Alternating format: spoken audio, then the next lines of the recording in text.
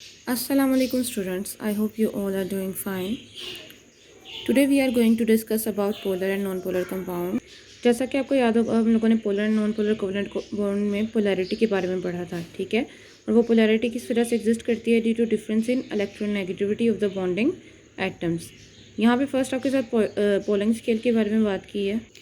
Polling scale में fluorine की value set की गई है इलेक्ट्रोनेगेटिविटी की 4, ठीक है। दूसरे एलिमेंट्स की वैल्यू कैलकुलेट की जाती है with relation to fluorine. Second paragraph में आपके साथ polar and non polar compounds का डिफरेंस डिस्कस किया गया, उनकी प्रॉपर्टीज़ को हम लोग डिस्कस करेंगे। इन दोनों कंपाउंड्स की प्रॉपर्टीज़ में डिफरेंस एग्जिस्ट करता है, ठीक है। Non polar covalent compounds easily dissolve नहीं होते वाटर में, लेकिन जब अगर हम बात करते हैं पोलर कोवलेंट कंपाउंड्स की तो वो बहुत ईजिली डिज़ोल्व हो जाते हैं इन वाटर। उसी तरह सेकंड डिफरेंस उन्होंने आपको बताया कि non polar compounds electricity conduct नहीं कर सकते, they are non conductors of electricity. लेकिन अगर एक्वियस सोल्यूशन में हम पोलर कंपाउंड्स को लेके आते हैं, ठीक है, तो वो इजीली इलेक्ट्रिसिटी कंडक्ट कर सकते हैं। क्यों कर सकते हैं? क्योंकि उनमें आयन फॉर्मेशन हो जाती है, वहाँ पे रिएक्शन होता है उनका वाटर के साथ, और एज अ रिज़ल्ट वहाँ पे आयंस बन जाते हैं जो ईजिली हेल्प करते हैं इलेक्ट्रिसिटी कंडक्टेंस में।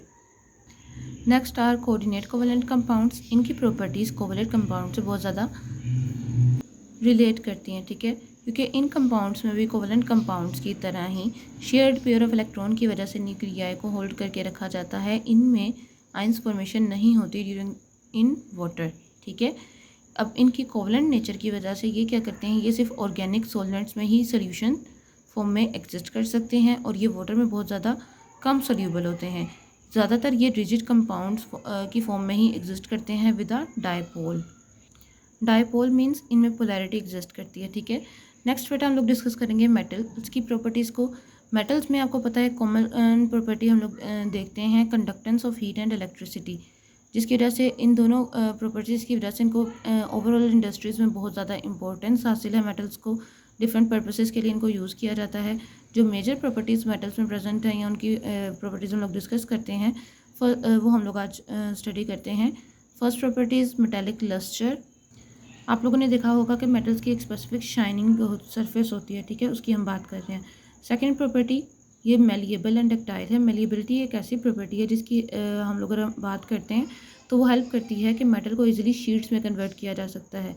डक्टिलिटी की बात करें तो ये एक ऐसी प्रॉपर्टी है जिसकी वजह से हम मेटल को बहुत ईजिली वायर्स में चेंज कर सकते हैं, ठीक है। थर्ड प्रॉपर्टीज़ इनके highly melting and burning points होते हैं।